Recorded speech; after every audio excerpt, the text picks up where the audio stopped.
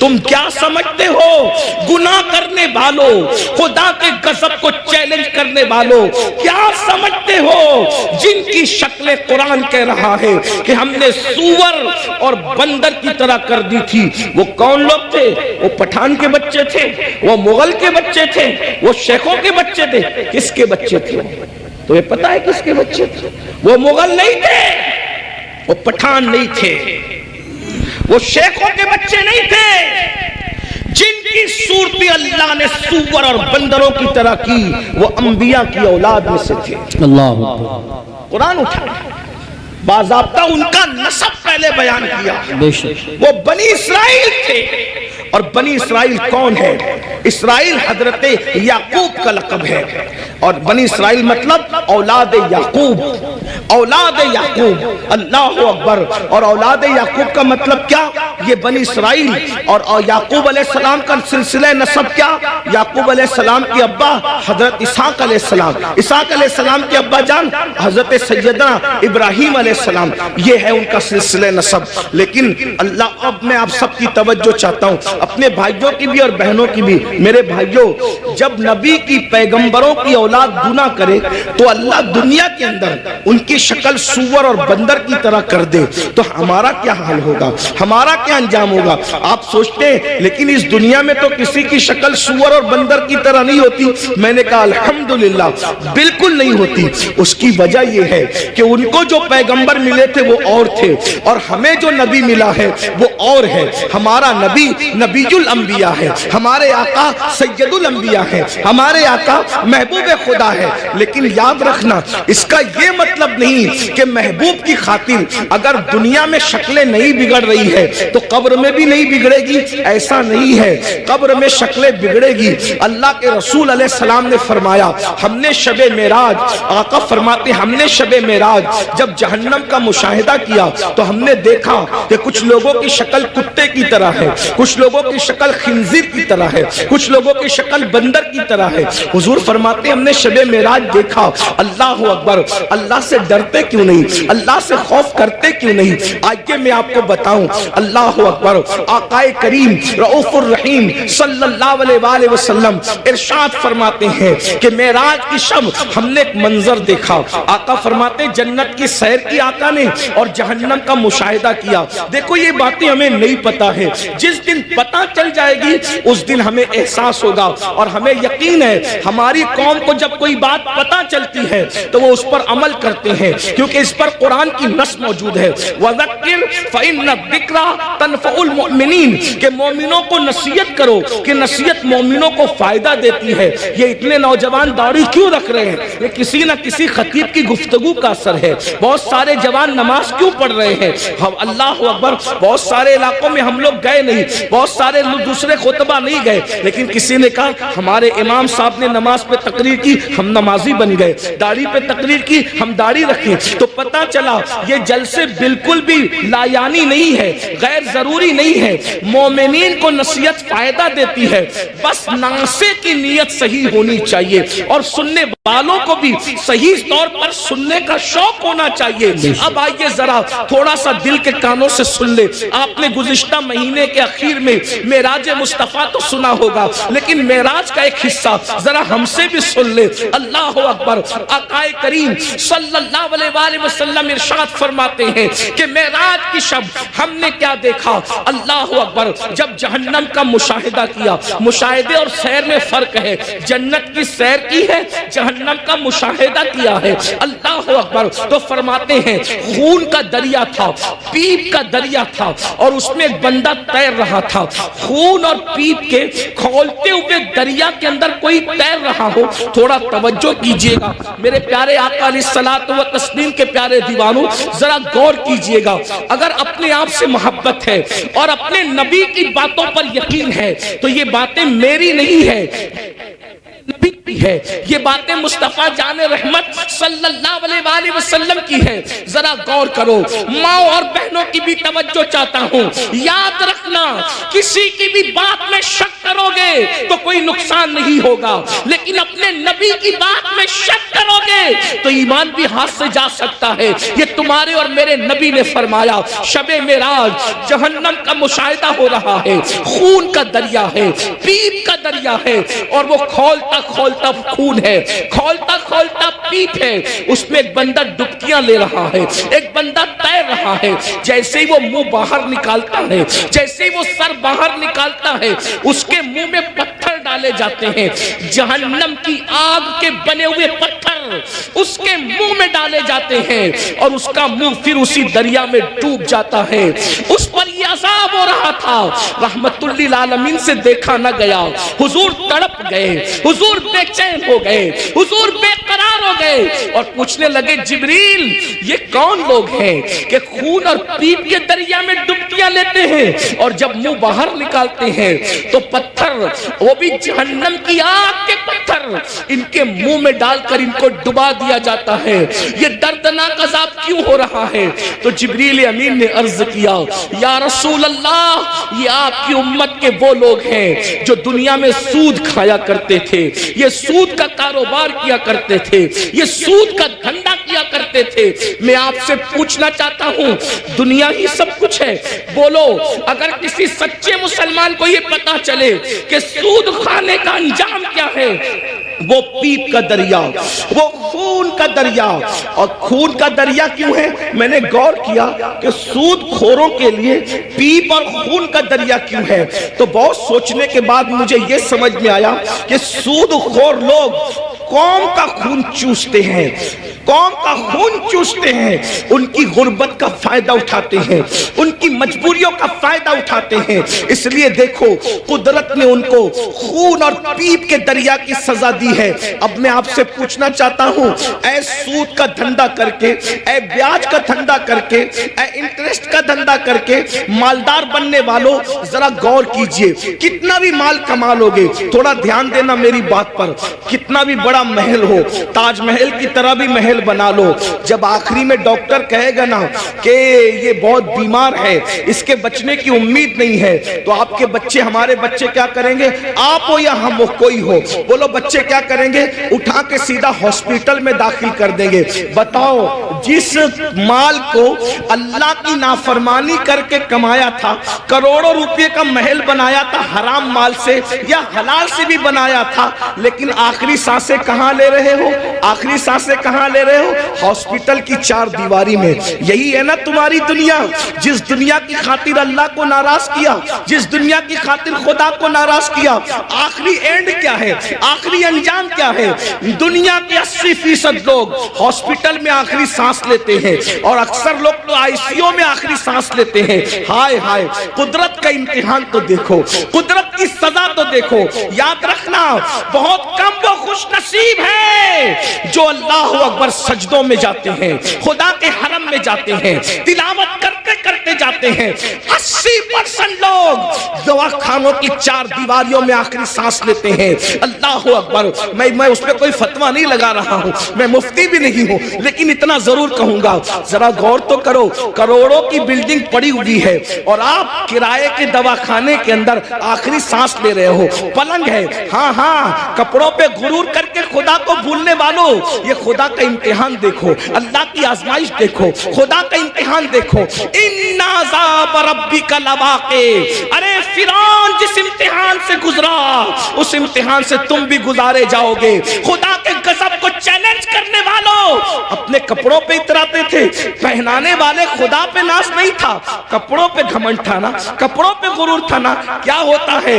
50,000 کا میرا ڈریس ہے، 25,000 کے اچھے کپڑے پہنو، اسلام منع نہیں کرتا، لیکن آخری میں کیا ہے؟ سارے اچھے کپڑے اتار کے گھر رکھ دیے گئے اور ہاسپٹل کے کپڑے تمہیں پہنائے گئے۔ یہ مرنے سے پہلے خدا کا امتحان ہے۔ کس دنیا سے منہ لگا رہے ہو؟ کس دنیا سے دل لگا رہے ہو؟ کس دنیا کے چکر میں اللہ کو بھولے ہو؟ کس دنیا کے چکر میں شریعت کو پیٹ کے پیچھے ڈالے ہو؟ کس دنیا کے چکر میں دین کو پیٹ کے پیچھے ڈالے ہو؟ مسلمانوں، اگر تمہیں یہ علم ہو جائے کہ دنیا کی اوقات کیا ہے، تو تم کبھی دنیا کو منہ نہ لگاؤ, دنیا سے دل نہ لگاؤ. اللہ کے رسول علیہ السلام نے ایک مرتبہ دریا کے اندر اپنی انگلی ڈبوئی اور دریا میں انگلی ڈبو کر کے باہر نکالا, اور باہر نکال کر کے فرمایا یہ میری انگلی میں جتنا پانی آیا وہ دنیا ہے, اور یہ جو سارا پانی ہے وہ آخرت ہے. اب بتائیں قطرے کو لے کر کے سمندر کو چھوڑنے والے نادانوں, دراصل علم نہیں ہے.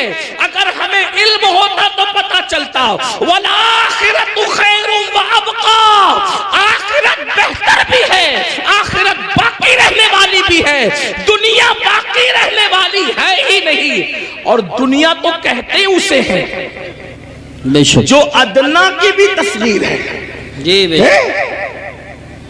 جو ادنا سے بھی گری ہوئی کو دنیا کہتے ہیں.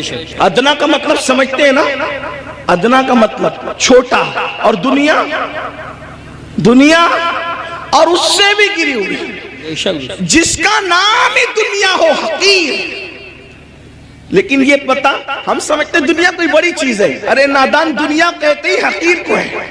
ایسی حقیر کہ اس سے زیادہ کوئی حقیر نہ ہو, جیسے بہتر بہتر بہترین, فضل افضل. درجات بڑھتے ہیں نا, جب تفضیل کے ساتھ بات ہوتی ہے تو پھر درجات بڑھتے ہیں, ایسے ہی جب تصغیر کے ساتھ بات ہوتی ہے تو پھر درجات گھٹتے ہیں نا. تو دنیا تصغیر ہے کیا, یہ اتنی حقیر ہے کہ اس سے بڑھ کر کوئی حقیر نہیں. لیکن ہمارے پاس یہ بھی علم نہیں ہے, دنیا دنیا بھی کہتے ہیں اور اس پر قربان بھی ہوتے ہیں. پتہ ہی نہیں ہے کہ حقیر پہ قربان نہیں ہوا جاتا. ارے جب فقیر پہ قربان نہیں ہوتے تو حقیر پہ کیسے قربان ہوتے ہیں؟ اگر قربان ہونا ہے تو اس پر قربان ہو جاؤ جس نے دنیا بھی پیدا کیا, آخرت بھی پیدا کیا. یزید دنیا پہ قربان ہوا, ختم کر دیا گیا. حسین دین پہ قربان ہوئے, آج حسین پاک کا ذکر بھی باقی ہے, ان کی نسل بھی باقی ہے. نعرہ تکبیر دنیا کی خاطر, یا رسول اللہ, دنیا کی خاطر, یا رسول اللہ, یا علی, یا علی زندہ باد. دنیا کی خاطر ماشاءاللہ. اس نے دین کو پیٹ کے پیچھے ڈالا, اس کی نسل بھی مٹی, اس کی قبر بھی مٹی, اس کا دربار بھی مٹا, اس کا نام بھی مٹا. یہ تو ہم حسینیوں کا احسان ہے کہ بطور مذمت اس کا نام لے لیتے ہیں تو کہیں کہیں وہ یاد آ جاتا ہے. اگر ہم بطور مذمت جیسے شیطان کا نام آتا ہے اعوذ باللہ من الشیطان الرجیم کے طور پہ, اللہ اکبر, اگر اس طریقے سے اس لانتی کا نام نہ لے تو کبھی لوگ اس کو یاد بھی نہ کریں. یہ تو ہم حسینیوں کا احسان ہے کہ مذمت کے اعتبار سے کہیں نہ کہیں وہ یاد آتا ہے. یہ ہے دنیا. اب اسی دنیا میں غرق ہو رہے ہو, اسی دنیا میں ڈوب رہے ہو. تو آقا ارشاد فرماتے ہیں ہم اور آگے بڑھے. توجہ فرمائے, آپ توجہ تو بہت اچھی کر رہے ہیں ماشاءاللہ, لیکن مزید غور کریں. آقا فرماتے ہیں ہم اور آگے بڑھے تو ہم نے کیا دیکھا, کچھ مرد اور عورتیں ہیں جن کی چمڑیاں آگ کی کینچی سے کاٹی جا رہی ہے. بس میں بات طویل نہیں کروں گا اور ختم بھی کر دوں گا وقت پہ, کیونکہ ہم 1 گھنٹہ لیٹ چل رہے ہیں اور مجھے دوسرے پروگرام کی طرف, رات کے پروگرام کی طرف جانا بھی ہے. لیکن غور سے سن لیں, معراج کا یہ بھی حصہ ہے. فرمایا کیونکہ معراج میں حضور اللہ فرماتا ہے لِنُرِيَهُ مِنْ آیَاتِنَا, ہم نے ان کو اس لیے سیر کرائی مسجد حرام سے مسجد اقصی تک تاکہ ہم ان کو اپنی نشانیاں دکھائیں. یہ نبی کا دیکھنا ہے, نبی کا دیکھنا ہے. جہنم میں لوگ بعد میں جائیں گے, نبی پہلے دیکھ رہے ہیں. جہنم میں لوگ بعد میں جائیں گے, نبی پاک پہلے دیکھ رہے ہیں. توجہ کریں, یہ نبی کا دیکھنا ہے, یہ نبی کے دیکھنے کی شان ہے. پھر بھی کچھ لوگ کہتے ہیں کہ نبی کو غیب کی خبر نہیں. میں نے کہا نادان, اگر یہ غیب نہیں ہے تو پھر غیب کسے کہتے ہیں؟ حضور دیکھ رہے ہیں. جہنم میں جانے سے پہلے جہنمیوں کو اللہ دکھا رہا ہے. فرماتے ہیں ہم نے دیکھا کہ جہنم کے اندر کچھ لوگوں کی چمڑیاں آگ کی کینچی سے کاٹی جا رہی, آگ کی کینچی سے, اور وہ چیخ پکار رہے ہیں اور ان کی چیخ سنی نہیں جاتی. کیسے سنی جا سکتی تھی؟ رحمت للعالمین ہے.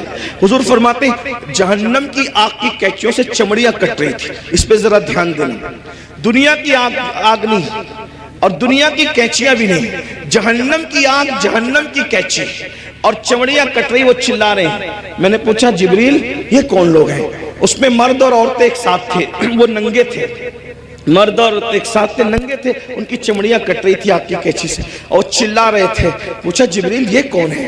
جبریل امین نے کہا یا رسول اللہ صلی اللہ علیہ وآلہ وسلم، یہ آپ کی امت کے وہ لڑکے اور لڑکیاں ہیں، وہ مرد اور عورتیں ہیں جو سج دھج کر گھروں سے اس لیے نکلتے تھے، لڑکے اس لیے سج کے نکلتے تھے کہ ان کو لڑکیاں دیکھیں، اور لڑکیاں اس لیے سج دھج کے نکلتی تھی کہ ان کو لڑکے دیکھیں، اور ایک دوسرے کے فتنے میں بدکاری میں مبتلا ہو جائیں تو یہ ان کو آگ کی قینچی سے آج کاٹا جا رہا ہے۔ دیکھیے سجنا سنورنا برا نہیں ہے، لیکن اس لیے سچ کے نکلنا کہ لوگ میری طرف گناہ کے حوالے سے مائل ہوں، بدکاری، ورنہ سج کے نکلنا تو میرے نبی کی سنت ہے۔ ام المومنین سیدہ عائشہ صدیقہ فرماتی ہیں کہ جب حضور گھر سے نکلتے تھے اگر آئینہ میسر نہیں ہوتا تو حضور پانی میں اپنی شکل انور دیکھا کرتے تھے، تو میں کہتی تھی حضور آپ بھی؟ تو آقا فرماتے ہیں عائشہ اللہ حسن والا ہے اور وہ حسن کو پسند کرتا ہے، اگر کوئی بندہ گھر سے سج سنور کر زینت کے ساتھ نکلتا ہے تو جس کے پاس جاتا ہے اس کی بھی اور جو جاتا ہے اس کی بھی اللہ دونوں کی مغفرت فرما دیتا ہے۔ ہمارے یہاں تو نماز کے لیے بھی سج سنور کر مسجد جانے کا حکم ہے، لیکن افسوس اس بات پر ہے سجنے پر اسلام اعتراض نہیں کرتا، سنورنے پر اسلام اعتراض نہیں کرتا، زینت کرنے پر اسلام اعتراض نہیں کرتا۔ اسلام یہ کہتا ہے کہ اچھی نیت کے ساتھ زینت کرو، یہ نیت سے زینت کرنا، عطر لگانا، خوشبو لگانا اور اپنی شکلوں کو سنوارنا کہ معاذ اللہ مرد اس طرح سے کرے کہ عورتیں ان کی طرف متوجہ ہو اور بدکاری میں مبتلا ہوں، اور عورتیں اس لیے سجے سورے کہ مرد ان کی طرف متوجہ ہو کر بدکاری کے اندر مبتلا ہو جائے۔ میرے آقا صلی اللہ علیہ وآلہ وسلم کی کنیزوں سے ایک بات کہنا چاہتا ہوں، سنورنا عورتوں کو ضرور ہے لیکن باہر نکلنے کے لیے نہیں بلکہ اپنے شوہر کے لیے۔ یہاں تک فرمایا گیا جو عورت اپنے شوہر کا دل خوش کرنے کے لیے بنتی اور سنورتی ہے، اللہ تبارک و تعالی ایسی عورت کو نفل نماز پڑھنے سے زیادہ ثواب عطا فرماتا ہے۔ لیکن یہاں بازار میں جانے کے لیے نہیں سنورنا، ولیمے میں جانے کے لیے نہیں سنورنا، باہر نکلنے کے لیے نہیں سنورنا، عورت کو اگر سنورنا ہے تو شوہر کے لیے سنورنا ہے۔ اور ایک بات بھی اپنی بہنوں سے کہہ دوں، اللہ کے رسول علیہ السلام نے تو یہاں تک فرمایا جو عورت عطر اور خوشبو لگا کر اپنے گھر سے نکلتی ہے کہ وہ خوشبو مردوں کو اپنی طرف مائل کرتی ہے، ایسی عورتیں قیامت کے دن زانیہ عورتوں کی حیثیت سے اٹھائی جائے گی۔ اللہ اکبر، زناکار عورتوں کی حیثیت سے اٹھائی جائے گی۔ عورتوں کو باہر نکلتے وقت تو خوشبو بھی نہیں لگانا چاہیے اور برقع بھی ان کو ایسا پہننا چاہیے کہ اتنا ڈھیلا ڈھالا برقع ہو کہ ماں اللہ اکبر کہ پہننے والی عورت جو ہے وہ اس کا جسم چھوٹا ہے یا بڑا ہے، اس کا جسم دبلا ہے یا موٹا ہے، اس بارے میں کسی کو اندازہ نہ ہو۔ اتنے ڈھیلے اور اتنے بھدے کپڑے پہننے چاہیے برقعے کے حوالے سے۔ لباس اچھا پہنو لیکن برقعے کا کپڑا بھدا ہو، برقعے کا کپڑا چمکیلا نہ ہو، برقعے پہ ڈیزائن نہ ہو۔ امام غزالی رحمت اللہ علیہ نے آج سے 900 سال پہلے فتویٰ دیا تھا کہ ڈیزائن والا برقع پہننا جائز نہیں ہے۔ 900 سال پہلے عورتوں کو ڈیزائن والا برقع پہننے سے منع کر دیا گیا، اور آج تو برقعے کے ڈیزائن تو دیکھو کہ معاذ اللہ جو نہیں دیکھنے والا وہ بھی دیکھنے لگے۔ یہ کیفیت ہے، یہ حالات ہیں۔ اس لیے میں اپنی بہنوں سے کہوں گا دیکھو یہ دنیا ہے بہنوں، یہ دنیا ہے، ایک جملے کے لیے اپنی آخرت برباد مت کرو۔ یہی ایک جملہ نا کہ سہیلیوں میں بند سمر کے جاؤں گی تو سہیلیاں کہے گی تو کتنی اچھی لگ رہی ہے، بس ایک جملہ، اس ایک جملے پہ اپنی آخرت خراب کر رہی ہو، اس ایک جملے کو سننے کے لیے اپنی آخرت برباد کر رہی ہو۔ میری بہنوں کون کیا کہے گا؟ سہیلیاں اتنا کہے گی، رشتہ دار کی عورتیں اتنا کہے گی تو کتنی اچھی لگ رہی ہے، اور بڑھ کر ایک لمبی گالی بھی دے دے گی کہ تو بالکل ہیروئن کی طرح لگ رہی ہے۔ میں سمجھتا ہوں کہ ہم کو کوئی ہیرو یا ہیروئن کہے اس سے بڑی کوئی گالی مجھے نہیں لگتی۔ کیوں؟ اس لیے کہ ہیرو ہیروئن کون ہے؟ یہ وہ لوگ ہیں جو اسکرین کے سامنے آ کے زنا کرتے करते हैं, जी। ये नाचते हैं। तो किस कोई हमको नचनिया, भाई अगर कोई कहे कि तू मौलाना लग रहा है, तो मौलाना का मतलब क्या? इल्म वाला। मौलाना का मतलब क्या? शरीफ। मौलाना का मतलब क्या? नमाजी। मौलाना का मतलब क्या? मुत्तकी, परहेजगार। अब अगर कोई कहे कि तू तो हीरो लग रहा है, कि तू हीरोइन लग रही, तो आप मुझे बताएं कि वो लोग क्या क्या करते हैं। मैं किसी से नफरत नहीं करने की बात कर रहा हूं, मैं कोई नफरत की बीज नहीं बोलने आया हूं, लेकिन एक बात कहता हूं, स्क्रीन पर आकर के जिना करते हैं कि नहीं करते? फाहिशा औरतों से भी ज्यादा गंदे ये लोग हैं कि फाहिशा औरतें तो छुप करके घरों में जिना करवाती हैं, लेकिन ये तो स्क्रीन पर आकर के जिना करते हैं, कैमरे के सामने आकर जिना करते हैं, बदकारियां करते हैं, और तुम खुश होते हो कि मुझे तो ये कहा जा रहा है। फिल्मी अदाकारा से तशबीह दी जा रही, मैं कितनी अच्छी लग रही हूं, मेरी बहन ये गाली, ये गाली। और सुन लो, एक ऐसा गंदा जुमला सुनने के लिए तुम अपने नबी को नाराज कर रहे हो, तुम अपने खुदा को नाराज कर रहे हो। अल्लाह अकबर। इसलिए मेरी गुजारिश है, ये दुनिया हमेशा नहीं रहने वाली, ये दुनिया ने हमेशा नहीं रहना, दुनिया ने खत्म होना है। बल्कि दुनिया जब खत्म होगी हमारी जिंदगी तो दुनिया खत्म होने से पहले ही खत्म हो जाएगी। और बुजुर्गों ने फरमाया, कयामत जब आएगी जरूर आएगी, लेकिन उसकी कयामत तो उसी दिन आ गई। कब आ गई उसकी कयामत? जिस दिन हमारी रूह का रिश्ता हमारे जिस्म से टूट गया, जिस दिन हमारा इंतकाल हो गया, उसी दिन हमारी कयामत आ गई। अब हम आखिरत की तैयारी नहीं कर सकते। मैं अपनी बहनों से पूछना चाहता हूं और आपसे भी कहना चाहता हूं, कभी कभी तसव्वुर किया, अपनी कब्र का तसव्वुर किया? एक दिन हम कब्र में जाएंगे, जरूर जाएंगे, कब्र के अंदर दाखिल होंगे, जरूर दाखिल होंगे। सोचो तो सही, वहां का अंधेरा सोचो। जाना तो है, उसका कोई इनकार कर सकता है? नहीं कर सकता। जाना तो है, कब्र में अंधेरा है, करवट बदलने के लिए भी जगह नहीं है, वहां कीड़े हैं, वहां मकोड़े हैं, वहां सांप है, वहां बिच्छू है, कोई बचाने वाला नहीं, कोई मदद करने वाला नहीं, कोई मददगार नहीं। जरा मेरे भाइयों गौर करो, मेरी बहनों गौर करो, वो वक्त कैसा होगा? थोड़ी देर के लिए, एक लम्हे के लिए तसव्वुर करो, वो वक्त कैसा होगा जब इन गोरे गोरे खूबसूरत नरम नाजुक गालों को कब्र के कीड़े खा रहे होंगे। कब्र के कीड़े जब इनको खा रहे होंगे, उस वक्त कैफियत क्या होगी? हाँ हाँ, ये आंखें जिस पर गुरूर और तकब्बुर और घमंड करते हो, इन आंखों को कब्र के कीड़े पी चुके होंगे, इसके आंसू पी चुके होंगे, इसके दीदे पी चुके होंगे। और अल्लाह अकबर, ये जिस्म, ये नरम और नाजुक जिस्म जिस पे बड़ा घमंड है इंसान को, इसकी चमड़ी, इसका गोश्त, हड्डियां सब कब्र के कीड़े चट कर जाएंगे। उस वक्त हमारा क्या बनेगा? इसलिए मेरे भाइयों, मेरी बहनों, अल्लाह से डरो, इन सब चीजों की मालूमात हासिल करो कि अल्लाह का अजाब क्या है, अल्लाह के अजाब की शक्लें क्या है। और आज मैं तो ये कहता हूँ, कब्र में जो अजाब होगा वो तो होगा, कब्र में जो सजा मिलेगी वो तो मिलेगी, जहन्नम में जो मिलेगी वो तो मिलेगी, लेकिन दुनिया में सजा अल्लाह दे रहा है।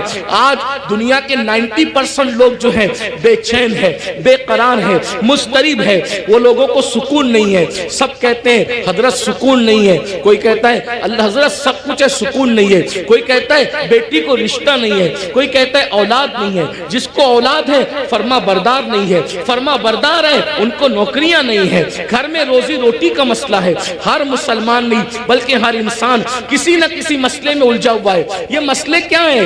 ये मसले नहीं है, ये मसले जो है अल्लाह के अजाब की एक शक्ल है। अल्लाह ने बतौर अजाब मुसल्लत किया है। बेटी को रिश्ता नहीं आता, ये अल्लाह के अजाब में से एक अजाब हो सकता है। याद रखना, रोजी के लिए दर दर भटक रहे हो, खुदा के अजाब में से एक अजाब हो सकता है। सोते हो, नींद नहीं आती, नींद की गोलियां लेकर भी सोते हो, फिर भी नींद नहीं आती, अल्लाह के अजाब में से एक अजाब की शक्ल हो सकती है। औलाद नाफरमान है, माँ बाप को गालियां दे रहे हैं, माँ बाप को घर से निकाल रहे हैं, माँ बाप को जलील कर रहे हैं, माँ बाप को रुस्वा कर रहे हैं। ये सब क्या है? अल्लाह के अजाब में से एक अजाब है। इसलिए अल्लाह की नाफरमानी करोगे तो यही होगा। बहरहाल आखिरी बात के तौर पे अर्ज कर रहा हूं, फिर आका इरशाद फरमाते हैं, हम लोग और आगे बढ़े। जब जहन्नम का मुशाहिदा किया तो हमने देखा कि कुछ ऐसे लोग हैं जिनके होंठ आग की कैंची से काटे जा रहे हैं, आग की कैंची से होंठ काटे जा रहे हैं। मैंने पूछा जिब्रील ये कौन लोग हैं? तो जिब्रील अलैहिस्सलाम ने अर्ज़ की, या रसूल अल्लाह, ये आपकी उम्मत के वो उलमा हैं,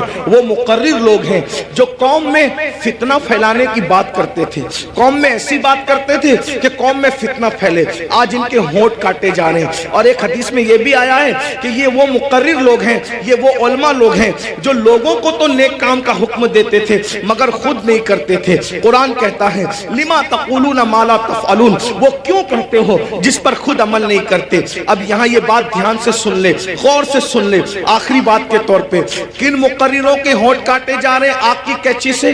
جو لوگ امت میں ایسی بات کرتے تھے لڑانے کی، امت کو ڈیوائیڈ کرنے کی، امت میں فتنہ پیدا کرنے کی، آج دیکھ لیجئے بہت سارے مقرر ایسے دنیا میں ملیں گے آپ کو جو امت میں آتے ہیں بانٹنے کی بات کرتے ہیں، تقسیم کرنے کی بات کرتے ہیں، امت کے جو متفق علیہ مسائل ہیں اس سے ہٹ کر کے نئی باتیں چھیڑتے ہیں۔ مثال کے طور پہ 1857 سے پہلے پوری امت جو ہے وہ ہندوستان کے اندر پوری قوم جو ہے اس بات پر متفق تھی کہ اللہ نے اپنے نبی کو غیب کا علم عطا فرمایا، لیکن نئی بات لائی گئی اور قوم کو لڑایا گیا، اور یہ بات کہی گئی کہ نبی کو تو دیوار کے پیچھے کی خبر نہیں ہے، ایک نئی بات کر کے قوم کو لڑایا گیا، امت میں انتشار پیدا کیا گیا۔ اسی طرح 1857 سے پہلے اس ملک ہندوستان میں پوری قوم کا عقیدہ تھا کہ نبی زندہ ہے، نبی ہماری جانوں سے زیادہ قریب ہے، بلکہ قسمیں اٹھا کر مسلمان کہتا تھا تو زندہ ہے واللہ، تو زندہ ہے واللہ،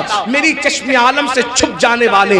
لیکن یہ بدترین علماء، وہ اللہ اکبر بدعتی علماء، وہ بدترین خلق ہے، اللہ اکبر، وہ بدترین خطبہ جنہوں نے یہ بات پھیلائی کہ معاذ اللہ نبی مر کر مٹی میں مل گئے، قوم کو لڑایا کہ نہیں لڑایا۔ اسی طریقے سے آج بھی کچھ لوگ یہ کام کر رہے ہیں کہ اللہ اکبر صحابہ اور اہل البیت کی عقیدے پر، یعنی صحابہ کی محبت اور اہل البیت کی محبت پر پوری دنیا کے لوگ قائم ہیں، پوری دنیا کے مومنین قائم ہیں، لیکن ایک طبقہ مقرروں کا ایسا ہے کہ وہ اللہ اکبر اہل البیت کی محبت کے نام پر صحابہ کو تان کرتا ہے اور قوم کو لڑاتا ہے، اور کچھ لوگ ایسے ہیں جو صحابہ کی محبت کے نام پہ اہل البیت کو تان کرتے ہیں اور امت کو لڑاتے ہیں۔ یاد رکھنا آج قوم کے ساتھ جو کھلواڑ کرنا ہو کر لو، لیکن آخر موت ہے، موت، مرنا سب کو ہے، عوام کو بھی اور خطبہ کو بھی۔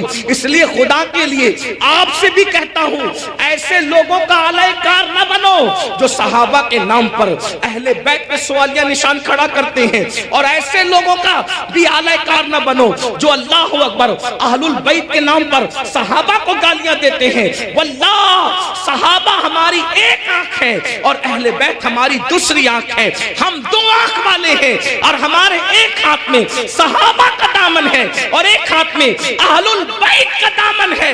اللہ اکبر، صحابہ وہ ہیں جنہوں نے اسلام پھیلایا ہے، اور اہل بیت وہ ہیں جنہوں نے اسلام بچایا ہے۔ ہم پھیلانے والوں کا بھی احسان مانتے ہیں اور بچانے والوں کا بھی احسان مانتے ہیں۔ نعرہ تکبیر، نعرہ رسالت، مسلک اعلی حضرت، نعرہ تکبیر، حضرت علامہ مولانا۔ جہاں ہم کربلا کی جنگ کو بھول نہیں سکتے کہ وہ اسلام بچانے کی جنگ تھی، وہی ہم بدر اور احد کو بھی بھول نہیں سکتے کہ وہ اسلام پھیلانے کی جنگ تھی۔ جہاں ہم کربلا کے فاقہ کشوں کو نہیں بھول سکتے، وہی ہم بدر و احد کے فاقہ کشوں کو بھی فراموش نہیں کر سکتے۔ کربلا والوں کو رسول اللہ نے اپنے کندھوں پہ اٹھایا ہے، تو بدر و احد اور خندق اور خیبر والوں کے لیے قرآن کہتا ہے وَالْعَادِيَاتِ دَبْحًا فَالْمُورِيَاتِ قَدْحًا۔ اے محبوب، جو تیرے پیچھے گھوڑے دوڑاتے ہیں اور ان کے گھوڑوں کی ٹاپوں سے جو دھول نکلتی ہے، ہم ان گھوڑوں کی ٹاپوں سے نکلنے والے دھول کی بھی قسم اٹھاتے ہیں۔ جن کے گھوڑوں کے پیروں سے لگنے والی دھول اتنی قیمتی ہے کہ اللہ اس کی بھی قسم قرآن میں اٹھاتا ہے۔ قرآن تو پڑھو نا، قرآن تو پڑھو۔ صحابہ کو کیا سمجھو گے؟ ارے صحابہ کا گھوڑا اتنا قیمتی ہے کہ اس کے پیر سے جو مٹی لگتی ہے اور اس سے جو دھول اڑتی ہے، اللہ اس دھول کی قسم کی بھی اور اس دھول کی بھی قسم اٹھا کر کے بتاتا ہے جس کے گھوڑوں کی ٹاپ سے لگنے والی دھول ہمارے نزدیک اتنی قیمتی ہے تو صحابہ کا گھوڑا کتنا قیمتی ہوگا، اور جب وہ صحابی کا گھوڑا قیمتی ہے تو اس میں بیٹھنے والا صحابی کتنا قیمتی ہے۔ سبحان اللہ، سبحان اللہ۔ ذرا غور کیجئے، اس لیے ایمان بچانا ہے تو اعتدال کے مسلک پہ رہیے، اور یہ فکر اعتدال 14ویں صدی میں جن علماء نے دی ہے اس کے سردار کو امام اہل سنت کہتے ہیں، اور وہ اہل سنت کا امام کہتا ہے اہل سنت کا ہے بیڑا پار، اصحاب حضور نجم ہے اور ناؤ ہے، اطرت رسول اللہ کی۔ تو وہ خطبہ جو فتنہ پھیلاتے ہیں وہ یہ بھی کہتے ہیں بھئی مزار پہ کیوں جاتے ہو؟ مزار پہ جانا تو شرک ہے، نہ جاؤ مزار پہ، فتنہ پھیلا۔ ہم کہتے ہیں آپ ذرا ہوش سے بات کریں، کیا مزار پہ جانا شرک کیسے ہو سکتا ہے؟ رسول اللہ نے مزار پہ جانے کا حکم دیا، اور تو کیا معاذ اللہ حضور مزار پہ جانے کا جو حکم دے کر کیا شرک کا حکم دے رہے معاذ اللہ؟ کیا حضور علیہ السلام نے یہ نہیں فرمایا؟ آقا فرماتے ہیں کہ میں نے تم کو پہلے قبروں پہ جانے سے منع کیا تھا، اب تم قبروں پہ جایا کرو، کیونکہ قبروں پہ جاؤ گے تو تمہیں تمہاری آخرت یاد آئے گی۔ لوگ اس کو بھول گئے، وہ کہتے ہیں نہیں جانا چاہیے، شرک ہے۔ ایک بات آپ سے کہتا ہوں آخری میں، مزار پہ جاؤ کوئی شرک نہیں، بلکہ اللہ کے رسول نے تو 6 سال کی عمر میں جو پہلا سفر کیا تو اپنے والد کے مزار پہ بھی تشریف لے گئے۔ اور بخاری مسلم آپ اٹھا کر کے دیکھیں، سیاستہ اٹھا کے دیکھیں کہ حضور علیہ السلام شہدائے احد کے مزارات پہ خود تشریف لے جاتے تھے۔ شہدائے احد کے مزارات پر اللہ کے رسول خود تشریف لے جاتے تھے۔ سید الشہداء امیر حمزہ کے مزار پر سیدہ فاطمہ الزہرا خود تشریف لے جاتی تھی۔ غور فرمائیں، آپ غور کیجئے، مزار پہ جانا شرک نہیں ہے، لیکن ایک بات آپ سے سنیوں سے کہنا ہے، میرے بھائیوں سے، مزار پہ ضرور جاؤ لیکن سنت کے مطابق جاؤ۔ آج ہماری سنی قوم اپنے مسلک کو خود بدنام کرتے ہیں، وہاں جا کر کچھ لوگ علم نہ ہونے کی وجہ سے سجدہ کرتے ہیں۔ ہمارے مذہب میں، اسلام میں سجدہ کرنا اللہ کے سوا کسی کو جائز نہیں۔ آپ غلطی کرتے ہو، دیکھو اگر کوئی مسلمان شراب پیتا ہے تو کیا اس کا الزام اسلام پر آئے گا؟ بولو بھائی، بتائیے صحیح کہہ رہا ہوں غلط کہہ رہا ہوں؟ اگر مسلمان شراب پیے تو کیا اس کا الزام اسلام پر آئے گا؟ بولے نہیں آئے گا، کیونکہ اسلام نے شراب حرام کیا ہے۔ اب کوئی شراب پی رہا ہے تو یہ اس کی اپنی نادانی ہے، اسلام کا اس میں کوئی قصور نہیں ہے۔ تو اگر معاذ اللہ کوئی جاہل ان پڑھ قبر پہ جا کے سجدہ کر رہا ہے تو اہل سنت اس کی تائید کبھی نہیں کرتے۔ ہمارے امام سیدی اعلیٰ حضرت نے تو پوری کتاب لکھی، الزبدۃ الزکیہ، سجدے تعظیمی کی حرمت پر آپ نے پوری کتاب لکھی۔ تو غیر اللہ کو سجدہ تعظیمی حرام ہے، اور معاذ اللہ اگر عبادت کی نیت سے کرے تو شرک ہے۔ یہ ہم اہل سنت کا مسلک ہے۔ سجدہ کرنے کے بارے میں ہم سنیوں کو لوگ بدنام کرتے ہیں، جھوٹ بولتے ہیں، تجاؤل عارفانہ سے کام لیتے ہیں کہ ہم تائید کرتے ہیں۔ ہمارے کسی سنی ذمہ دار عالم نے کبھی قبر پر سجدہ کرنے کی اجازت نہیں دی، اس کی تائید نہیں کی۔ بھائی اگر ہم قبروں کو سجدہ کرتے تو پھر ہم مسجدیں کیوں بناتے؟ ہم اتنی محنت کر کے چندے کر کے مسجدیں کیوں بناتے؟ بھئی جو قبروں کو سجدہ کرے گا اس کی مسجد کیسے ہوگی؟ ہماری مسجدیں ہیں، اور آج بھی اتنی گنڈا گردی لوگوں نے کی ہمارے ساتھ، آج بھی پورے ملک ہندوستان میں نہیں بلکہ پوری دنیا میں سب سے زیادہ اگر کسی کی مسجدیں ہیں تو وہ صرف اور صرف ہم اہل سنت و جماعت کی مسجد۔ بے شک، سبحان اللہ۔ اتنی مسجدوں پر قبضہ کیا، ناجائز قبضہ کیا، چھینا، پھر بھی سب سے زیادہ مسجدیں ہماری ہیں۔ الحمدللہ دلی کی جامع مسجد کے بانی سے لے کر مراد آباد کی جامع مسجد کے بانی تک تاریخ اٹھا کر کے دیکھ لو، سب کے سب آپ کو اہل سنت ملیں گے، کوئی اہل بدعت آپ کو نہیں ملے گا، الحمدللہ رب العالمین۔ لیکن یہ بات سنیوں میں تم سے کہتا ہوں، قبروں پہ جا کے سجدہ مت کرو، اپنا اسلام بدنام ہوتا ہے، اپنا مسلک۔ اور ایک بات کہتا ہوں، جس چیز سے اللہ رسول نے روک دیا اس میں کبھی کوئی فائدہ ہی نہیں ہے۔ جب ہم اپنے نبی کو سجدہ نہیں کر سکتے تو ہم کسی ولی کو سجدہ کیسے کر سکتے ہیں؟ ہم کسی پیر کو سجدہ، آپ کو میری بات بری لگے گی تو معاف کرنا، لیکن یہ میں آپ کی آخرت کے لیے کہہ رہا ہوں۔ آپ سوچیں گے نہیں ہمیں تو فلاں نے بتایا۔ ایک بات میں آپ سے کہہ دوں، آپ کس کے مرید ہیں؟ آپ کہیں گے میں قادری سلسلے میں مرید ہوں، کوئی کہیں گے میں چشتی سلسلے میں مرید ہوں، کوئی کہے گا میں نقشبندی سلسلے میں مرید ہوں، کوئی کہے گا میں سہروردی سلسلے میں مرید ہوں، کوئی کہے گا میں مداری سلسلے میں مرید ہوں، کوئی کہے گا میں وارسی سلسلے میں مرید ہوں، کوئی کچھ۔ سب سلسلے جو حق ہے، جتنے بھی سلسلے حق ہیں، سب سلسلے ہمارے سر آنکھوں پر ہیں۔ لیکن یہ علماء کی موجودگی میں ایک بات میں آپ سے کہوں ذمہ داری کے ساتھ، یاد رکھیے کسی بھی سلسلے سے مرید ہونا اس وقت تک کام نہیں آئے گا جب تک کہ تم پہلے شریعت کے مرید نہ بنو. بے شک. پہلے شریعت کے مرید بنو پھر قادری ہونا کام آئے گا. جی جی. پہلے شریعت کے مرید بنو پھر چشتی ہونا کام آئے گا. پہلے شریعت کے مرید بنو پھر نقش بندی ہونا کام آئے گا. پہلے شریعت کے مرید بنو پھر سہروردی ہونا کام آئے گا. اگر شریعت کے مرید نہیں بنے تو نہ غوث پاک بنا دیں گے، نہ غریب نواز بنا دیں گے، نہ شاعر نقش بند بنا دیں گے، نہ شاعر سہرورد بنا دیں گے. لٹکتے رہ جاؤ گے، برباد ہو جاؤ گے. کیونکہ یہ سارے بزرگوں نے شریعت کے لیے ہی اتنی بڑی بڑی قربانیاں دی. اگر غوث پاک گیلان چھوڑ کر بغداد آئے تو صرف تحفظ شریعت کے لیے آئے.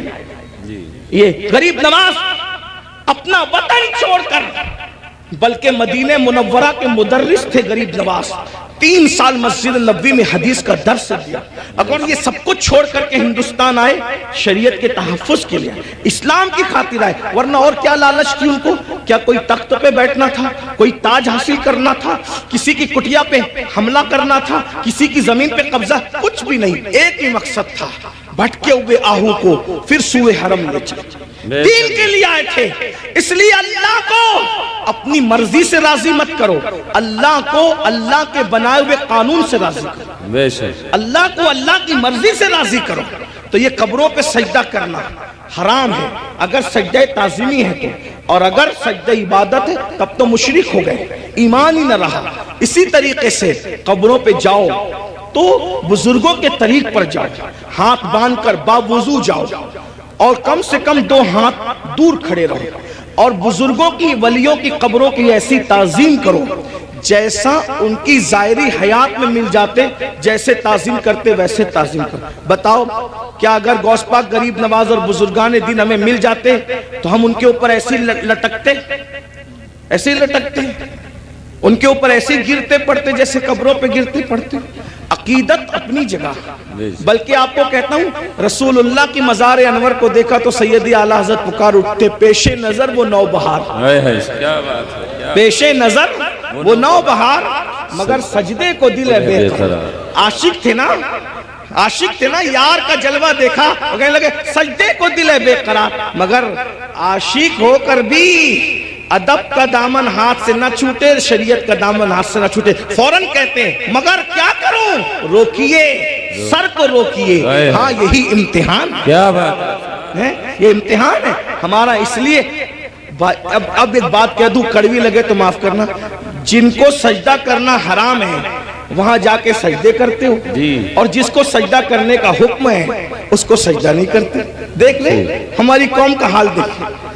جو 700 مرتبہ پورے قرآن میں کہے کہ مجھے سجدہ کرو، اس کو سجدہ نہیں کر رہے ہو. اور جس کو سجدہ کرنا حرام ہے وہاں جا کے نادانی دیکھو. علم نہیں ہے نا، یہ جہالت، ان پڑھ پڑھ. یہ علم نہ ہونا ساری گندگی کی جڑ ہے. اس لیے علم حاصل کرو، اپنے بچوں کو بھی علم کے قریب لاؤ. اتنا علم اپنے بچوں کو دے دو.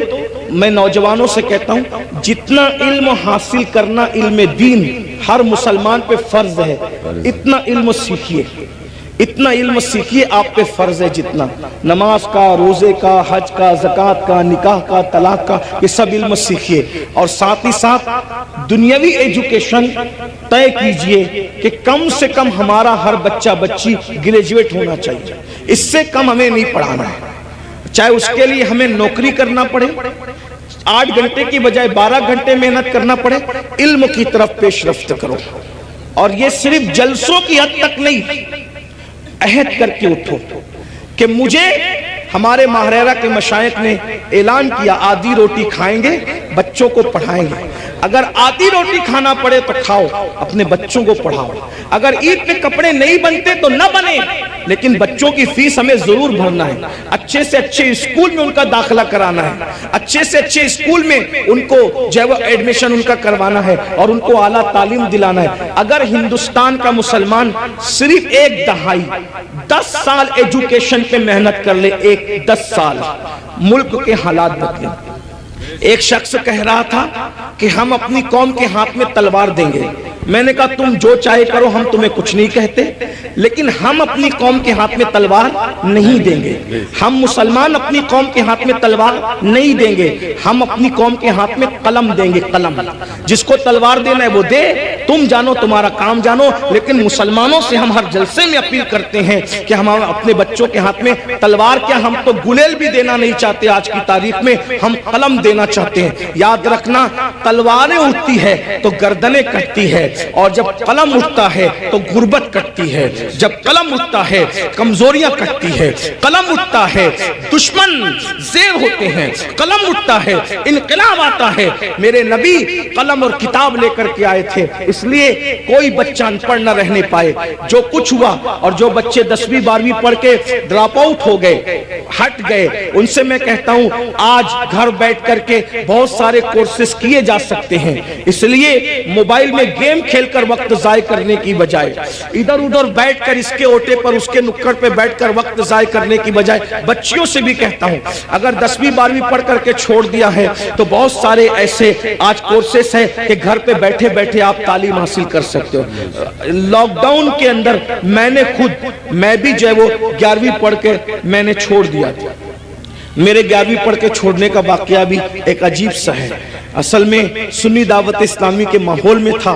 میں 11ویں میں جب جونیئر کالج میں میرا ایڈمیشن ہوا، ماں باپ کی تمنا تھی کہ اس کو ٹیچر بنائیں گے، تو خاص طور پہ امی کی تمنا تھی اس کو ٹیچر بنائیں۔ میں جیسے ہی جونیئر کالج میں نے قدم رکھا تو دیکھا کہ لڑکے اور لڑکیاں ساتھ پڑھتے ہیں اور بے پردہ ہیں، اور 11ویں پہنچنے کے بعد سب بالغ ہو گئے۔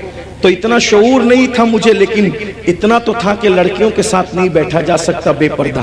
تو میں نے ٹیچر سے کہا، کلاس ٹیچر سے، عبدالعزیز سر ہمارے تھے، میں نے کہا کہ لڑکیوں کے ساتھ تو بیٹھنا ناجائز ہے۔ وہ ہنسنے لگے، بولے حیرت ہے اس دور میں ایسی بات کوئی کرتا ہے، تو پاگل تو نہیں ہوا؟ میں نے 1 مہینے تک کے یہ بات کرتا رہا۔ آخر ہمارے پرنسپل نے کہا ایسی بات نہیں۔ میں نے کہا یا تو ڈیوائیڈ کر دیں یا تو پھر ہم چلیں، اور میں نے جو ہے وہ پھر اس کے بعد چھوڑ دیا۔ میرے سر میرے گھر تک آئے، اتفاق سے وہ میرے ابا کے بھی کلاس ٹیچر رہ چکے تھے، میرے بھی ایک ہی اسکول میں، ہمارے ابا نے ہی پڑھا، ہم نے بھی پڑھا۔ تو وہاں پر وہ آئے، کہا کہ ابا، وہ کہا کہ تیرے بیٹے کو سمجھا کہ یہ پاگل تو نہیں ہوا ہے؟ میں نے کہا کچھ بھی ہو میں نے نہیں پڑھنا، شریعت نے منع کیا۔ حالانکہ آپ ایسا نہیں کرنا، علماء سے آپ پوچھنا، علماء آپ کو بتائیں گے حالات کے تحت معاملات ہوتے ہیں، لیکن اس وقت ماحول ایسا تھا ہمارا سنی دعوت اسلامی کا ماحول، تقوی کا، پرہیزگاری کا۔ اب تو ہم متقی نہیں ہیں، وہ پرہیزگاریاں ہی نہیں ہیں، لیکن بہرحال تو وہ ماحول تھا، تو ہم نہیں گئے پھر۔ لیکن میرے عزیز ساتھی، میرے بڑے بھائی کی طرح، وہ بھی ایک اسکول کے پرنسپل ہے اور ہماری سنی دعوت اسلامی کے رکن شورا ہیں، قاری رضوان خان صاحب، اس نے کہا کہ پڑھ لے بھائی ورنہ ایسے ہی رہ جائے گا۔ میں نے کہا اگر میں اچھی نیت سے اللہ کی شریعت کے لیے چھوڑ رہا ہوں تو اللہ اس کا صلہ مجھے دے گا، اور اللہ نے مجھے صلہ یہ دیا کہ آج میں ایک English medium school and junior college کا چیئرمین ہوں، الحمدللہ، اور تقریباً 50 ٹیچرز جو ہے وہ اس وقت کم و بیش الحمدللہ جو ہے وہ ہمارے انڈر میں کام کرتے ہیں۔ یہ کرم ہے، مجھے یہ یقین ہے شریعت کا دامن جس نے پکڑا ہے تو اللہ نے اس کو کبھی ذلیل نہیں ہونے دیا، رسوا نہیں۔ لیکن بہرحال پھر مجھے احساس تھا کہ میں پڑھ نہیں سکا، پھر میری پوری توجہ دینی تعلیم کی طرف ہو گئی۔ ویسے میں 7th اور 8th سے میں جو ہے وہ عالم کورس کی طرف چلا گیا تھا، لیکن میں نے سوچا کہ پوری توجہ 11ویں کے بعد اسی پہ مرکوز کر دی جائے، اسی طرف میں نے توجہ رکھی۔ لیکن پھر مجھے احساس تھا کہ میں نے دنیاوی تعلیم کو بھی آگے بڑھا، تو لاک ڈاؤن کا فائدہ اٹھاتے ہوئے پھر میں نے ایم اے کے اندر ایڈمیشن لیا ابھی، ہاں الحمدللہ، ہاں، اور اس کے پہلے ایگزام میں شرکت کا پروگرام تھا اور اس کی تاریخ اور حج کی تاریخ سیم ہو گئی تو نہیں دے سکا، لیکن بہرحال میں نے اس طرف پیش رفت کی، اور انشاءاللہ تو آپ سے بھی میں کہتا ہوں، میں یہ آپ کو ہی کہہ کے جا رہا ہوں نہیں، میں آپ سے، میں نے خود بھی اس پر عمل کیا ہے الحمدللہ، اور میں انشاءاللہ تعالیٰ اس کی کوشش کروں گا کہ 1 سال میں اس کی تکمیل کروں جو رہ گیا ہے۔ اتنے سارے یہ جو جرائم ہے، بے نمازی پن لے لیں، بدکاری لے لیں، اسی طریقے سے دین سے دوری لے لیں، ماں باپ کی نافرمانی لے لیں، بے پردگی لے لیں خواتین کے اندر، اسی طرح عورتوں کا گھروں کو چھوڑ کر کے بیوٹی پارلروں تک جانا، عورتوں کا میک اپ کے نام پر غیروں کے سامنے بیٹھ کر اپنے ہاتھوں کی ہتھیلیاں ان کے زانوؤں پہ رکھ کر کے مہندی لگانا، یہ سارے جرائم کی اصل جڑ کیا ہے؟ تو مجھے جو سب کچھ سمجھ میں آتا ہے مختصر میں وہ یہ کہ ہماری قوم کے پاس جو علم ہونا چاہیے، جو ایجوکیشن ہونا چاہیے، جو معلومات ہونی چاہیے، وہ ان کے پاس نہیں ہے۔ ہماری قوم بے راروی کا جو شکار ہے، سب سے بڑی وجہ یہ ہے کہ ان کے پاس علم نہیں ہے، ان کے پاس تعلیم نہیں ہے۔ یاد رکھیے ساری برائیوں کی جڑ علم کا نہ ہونا ہے، تعلیم کا نہ ہونا ہے۔ جب بھی کسی قوم کے پاس علم نہیں ہوتا تو وہ قوم بے راروی کا شکار ہوتی ہے۔ آپ خود دیکھیں، آئیے میں آپ کے سامنے علم کی برکت رکھنا چاہتا ہوں، بہت توجہ کے ساتھ آپ سنیں۔ اللہ کے رسول علیہ السلام جب زمین پہ تشریف نہیں لائے تھے تو اس وقت مکے ہی کی حالت صرف دیکھ لیں۔ ابھی میں پوری دنیا کی بات نہیں کرتا، ابھی پوری دنیا کا ذکر نہیں کرتا، صرف ایک شہر مکۃ المکرمہ کا ذکر کرتا ہوں۔ ذرا غور کریں، مکۃ المکرمہ کون سا شہر ہے جسے قرآن کہتا ہے وَمَن دَخَلَهُ كَانَ آمِنًا، کہ جو اس میں داخل ہو گیا وہ امن میں آ گیا۔ امن والے شہر کو کتنی گنڈا گردی کا سامنا تھا، اللہ اکبر۔ جو شہر امن والا تھا، جو شہر حرم ہے، جہاں کی گھاس اکھاڑنے کی اجازت نہیں، جہاں کے جانوروں کو ستانے کی اجازت نہیں، جہاں جانور سائے میں بیٹھ جائے تو اس کو اٹھانے کی اجازت نہیں، جہاں جانور کو دھمکانے کی اجازت نہیں، جہاں جانوروں کے جنگلی جانوروں کے انڈوں کو توڑنے کی اجازت نہیں، اللہ اکبر، جہاں اللہ اکبر اہل احرام پر حرم میں شکار کرنے کی اجازت نہیں، ایسے حرم کے اندر لوگ اپنی بیٹیوں کو اپنے ہاتھ سے زندہ دفن کر رہے تھے۔ حدود حرم کے اندر، بالکل حرم کے سامنے، ایک تو حرم وہ ہے، ایک تو حرم وہ ہے جس کو اللہ و رسول نے حرم کے طور پر حدود مقرر کی ہے، لیکن ایک تو مسجد حرام ہے، یعنی حرم میں بھی جو بہت اعلیٰ درجہ رکھے اسے مسجد حرام کہتے ہیں۔ بالکل مسجد حرام کے سامنے اپنی بیٹیوں کو اپنے ہاتھوں سے زندہ دفن کر رہے تھے۔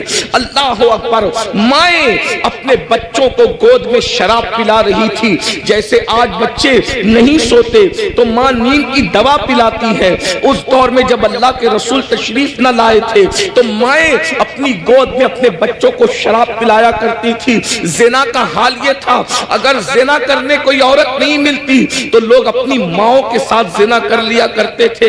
اتنی گندگی تھی کہ ایک ایک عورت کئی کئی مردوں کے ساتھ اپنا رشتہ اور تعلق رکھا کرتی تھی۔ اللہ اکبر، ذرا غور کریں، اس گندے ماحول میں جبکہ جانوروں کے ساتھ بدکاری ہو رہی ہے، ماں کے ساتھ بدکاری ہو رہی ہے، ماں کی گود میں شراب پلائی جا رہی ہے، اللہ کے گھر پہ 360 بت رکھ دیے گئے ہیں، ننگے ہو کر کعبے کا طواف کرتے ہیں، عورتوں کو منحوس سمجھتے ہیں، بیواؤں کو منحوس سمجھتے ہیں، بیواؤں کے ساتھ بدسلوکی کرتے ہیں، کمزوروں پہ ظلم کرتے ہیں، کمزوروں کا مال کھا جاتے ہیں۔ جب اللہ کے رسول تشریف لائے، اللہ کے رسول علیہ السلام نے اتنا گندا ماحول دیکھا تو ماحول دیکھنے کے بعد حضور علیہ السلام نے ان کے سامنے نماز کی بات نہیں کی۔ ذرا میں توجہ چاہتا ہوں آپ سب کی، اہل منبر کی بھی توجہ چاہتا ہوں، ذرا غور کریں ماحول کتنا بگڑا ہوا تھا۔ حضور علیہ السلام نے پہلے دن نماز کی بات نہیں کی، پہلے دن روزے کی بات نہیں کی، پہلے دن حج کی بات نہیں کی، پہلے دن زکوٰۃ کی بات نہیں کی، پہلے دن صدقے کی بات نہیں کی۔ اتنے گندے ماحول میں اللہ کے رسول جو سب سے پہلا حکم لے کر کے آئے وہ کیا تھا؟ اتنے گندے ماحول میں سب سے پہلا جو حکم لائے وہ کیا تھا؟ تو قرآن کہتا ہے اقرا بسم ربک الذی خلق خلق الانسان من علق۔ اللہ اکبر، اندازہ فرمائیں اس گندے ماحول کے اندر حضور سب سے پہلے علم کی بات لے کر آئے، پڑھو لکھو پڑھو لکھو، کیونکہ حضور جانتے تھے جس دن ان کو پڑھنا لکھنا آ گیا اس دن ان کی زندگی بدل جائے گی۔ اور اللہ کے رسول علیہ السلام اللہ کی کتاب لے کر کے آئے، اللہ کے رسول ہمارے نبی کتاب کتاب لے کر آئے. ہمارے نبی صاحب کتاب نبی ہے, صاحب کتاب پیغمبر ہے, صاحب کتاب رسول ہے. اور کون سی کتاب لائے؟ اسے قرآن کہا جاتا ہے. قرآن کو قرآن اس لیے کہا جاتا ہے کہ کوئی کتاب اتنی نہیں پڑھی گئی جتنا قرآن پڑھا گیا ہے, اور جتنا قرآن پڑھا جائے گا اتنی کوئی کتاب پڑھی نہیں جا سکتی. یہ چیلنج ہے, یہ قرآن کا معجزہ ہے کہ دوست تو پڑھیں گے, اس کو دشمن بھی پڑھتے نظر آئیں گے. یہ قرآن ہے. حضور قرآن لے کر کے آئے.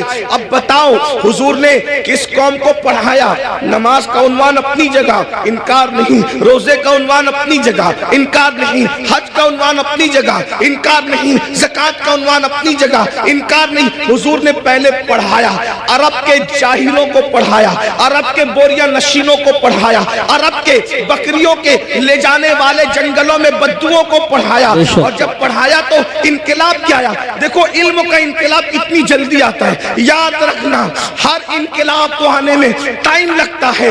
علم کا انقلاب اتنی جلدی آتا ہے. جو اپنی بچیوں کو زندہ دفن کر رہے تھے 23 سال بھی نہیں گزرے, اپنی بیٹیوں کو زندہ دفن کرنے والے دوسروں کی بیٹیوں کو پالنے کی تیاری کر رہے تھے. اس لیے کہ حضور نے ان کو علم کا زیور عطا کیا تھا. اللہ اکبر. ماں کی گود کے شرابی, ماں کی گود کے شرابی جو ماؤں کی گود میں شراب پینے کے عادی بنے تھے, ایک اعلان پر وہ سب کے سب شراب سے توبہ کرتے. یہاں تو جلسوں میں کروڑوں تقریریں ہو جائیں, مقرر تقریر کرتے کرتے مر جائے, مقرر جو اس کی آواز بیٹھ جائے, مقرر کالی داڑھی سے اس کی داڑھی تقریر کرتے کرتے سفید ہو جائے, مقرر کی حالت بدل جائے, قوم کی حالت نہیں بدلتی. کیوں؟ وہاں ایک ہی اعلان میں پوری قوم نے شراب سے توبہ کی. بس اتنا کہا تھا, اے لوگو آج سے شراب حرام ہو گئی, آج سے شراب حرام ہو گئی. جن کے منہ میں تھی انہوں نے اگل دی, منہ سے اگل دی. جن کے ہاتھ میں تھی انہوں نے انڈیل دی, جن کے مٹکوں میں تھی انہوں نے نالیوں میں بہا دی. مدینے کی گلیوں میں شراب بہ رہی تھی. ایک اعلان, وجہ حضور نے اس قوم کو پہلے ایجوکیٹ کیا تھا, علم عطا کیا تھا. انہیں پتا تھا اگر حرام کریں گے تو نقصان کیا ہوگا. آج ہماری قوم کو نہیں پتا ہے, حلال و حرام میں کوئی تمیز نہیں ہے کیونکہ ان کے پاس علم نہیں ہے. آج ہماری قوم کو غسل اور وضو نہیں پتا ہے, ان کے پاس علم نہیں ہے. اگر وہ شادی میں ڈی جے لگا رہے ناچ رہے تو ان کو پتا نہیں ہے کہ اس کا نقصان کیا ہے. وہ یہ سمجھتے ہیں اللہ ناراض ہوگا تو سزا دے گا, لیکن اللہ کی سزا کیا ہوگی, اس کی شکلیں کیا ہوگی, یہ انہیں کچھ پتا نہیں. جس دن انہیں پتا چل جائے کہ خدا کی عذاب کی شکلیں کیا ہوتی ہے, ایک جلسے میں تو نہیں بتایا جا سکتا, لیکن تھوڑے سے وقت میں اشارہ کرنا چاہتا ہوں.